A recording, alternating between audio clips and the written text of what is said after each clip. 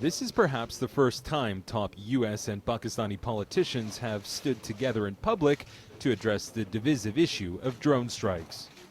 We have registered our concern and will continue to do so that drone attacks are counterproductive in terms of our relationship.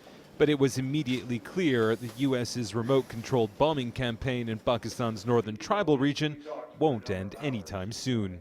I think the president has made a policy as limited and as clear as is humanly possible, and he has laid out a very transparent, accountable, thorough legal justification for any counterterror policies the United States may or may not engage in.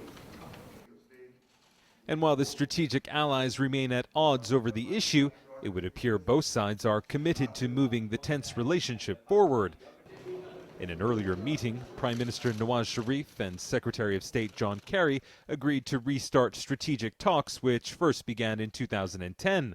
The regular discussions ended a year later following a U.S.-led NATO air attack that killed 24 Pakistani soldiers.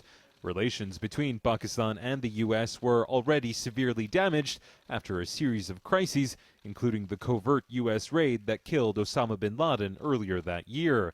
The resumption of high-level talks is no doubt a significant breakthrough, but there is still deep mistrust between the two countries. As well as drone strikes, some U.S. lawmakers allege Pakistan has ties to armed groups which launch cross-border attacks against American troops in Afghanistan. The Pakistani government denies the accusations. Still, it would appear the governments are serious about overcoming their past differences.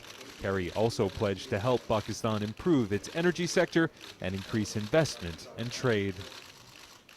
In another sign of improving ties, Secretary of State John Kerry hand-delivered to Prime Minister Nawaz Sharif a letter from President Obama inviting him to the White House later this year. And while it's clear both sides are determined to move on after suffering a series of setbacks, so much still divides these two allies.